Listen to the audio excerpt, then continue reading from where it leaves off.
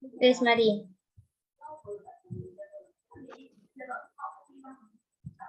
Assalamualaikum warahmatullahi wabarakatuh. Perkenalkan, Waalaikumsalam warahmatullahi nama saya wabarakatuh. Cica Nur Paramita dari Prodi 1 Manajemen semester 6A pagi. Dan teman saya Mutiara Puspa dan Khairatun-Nisa akan mempresentasikan terkait tugas e-bisnis.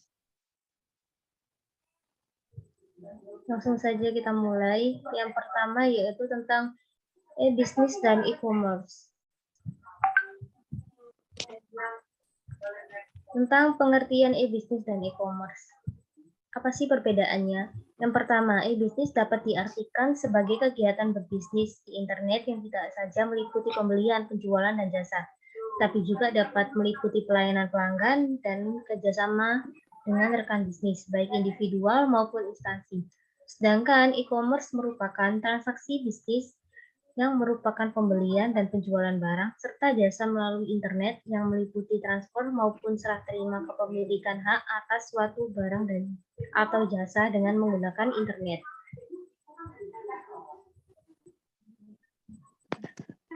Kemudian perbedaannya dari e-bisnis dengan e-commerce. Untuk e-bisnis sendiri, yang pertama yaitu memiliki jangkauan yang lebih luas, dan yang kedua bergerak dari awal, mulai dari perencanaan proses produksi, manajemen resiko, pengembangan sebuah produk maupun jasa, manajemen keuangan sebuah organisasi maupun perusahaan. Yang ketiga lebih ke arah edukasi dan juga menjaga agar pelanggan paham lebih banyak tentang manfaat dari sebuah produk maupun jasa yang didapat dari sebuah transaksi online. Kemudian dari e-commerce sendiri, yang pertama yaitu sebatas pada proses jual beli jasa atau produk melalui jaringan internet dalam wadah situs atau web saja. Yang kedua, hanya memerlukan sistem pemasaran termasuk spesifikasi dan juga analisis dalam segi penjualan saja. Dan yang ketiga, e-commerce pun juga dapat ikatan sebagai sebuah kegiatan dalam menarik siapapun termasuk setiap pelanggaran, supplier maupun mitra untuk membeli maupun menjual barang dan jasa secara online. Kemudian yang ketiga, manfaat e-commerce. Yang pertama, meningkatkan efisiensi operasi internal, penjualan dan pemasaran. Yang kedua, meningkatkan aliran pendapatan baru, revenue stream yang mungkin lebih banyak menjanjikan dan tidak bisa ditemui di sistem transaksi tradisional. Yang ketiga, perluasan dan peningkatan pangsa pasar sehingga mempersingkat perputaran barang akan berdampak kepada meningkatnya kesetiaan pelanggan. Kemudian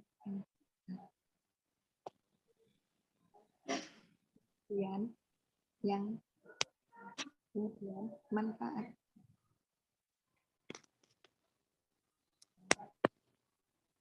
Kemudian Selanjutnya dilanjutkan oleh Khairatun-Nisa.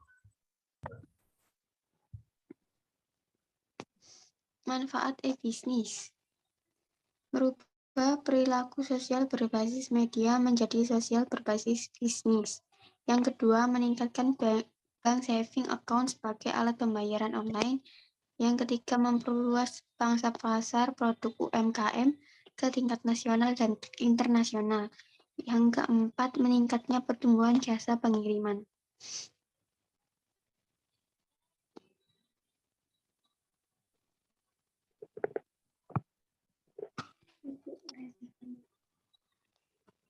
Risiko e-bisnis dan e-commerce.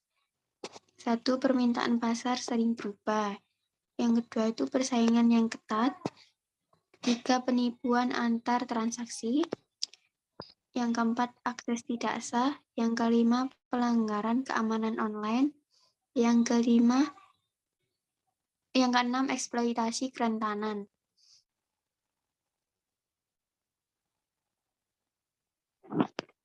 Untuk jenis model e-bisnis, yaitu yang pertama ada business to consumer. Penjual menawarkan barang dan jasa secara langsung kepada konsumen via online dan pembeli membelinya melalui internet. Yang kedua, bisnis.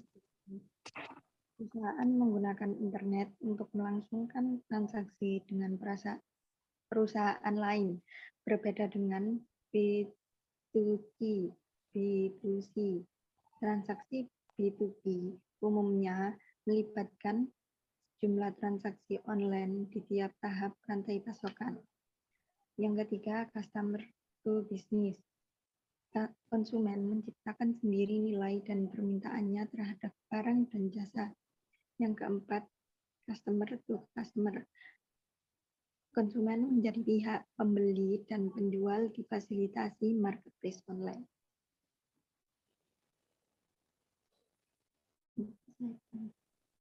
Berikut adalah contoh-contoh e-bisnis.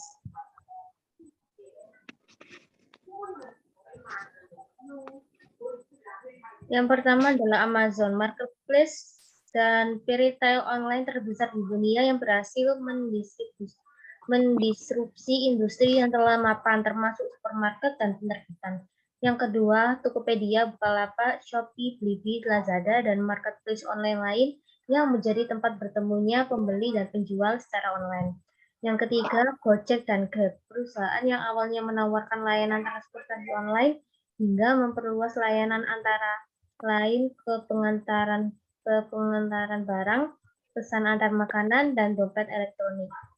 Yang keempat, Traveloka, tiket, dan pagi-pagi.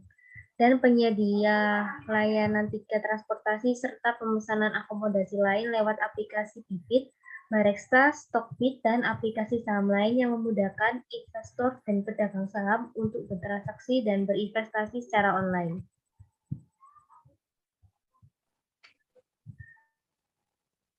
Sekian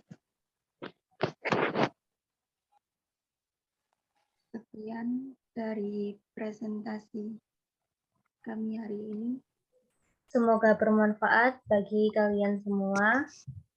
Mohon maaf jika ada kesalahan. Wassalamualaikum warahmatullahi wabarakatuh. Waalaikumsalam.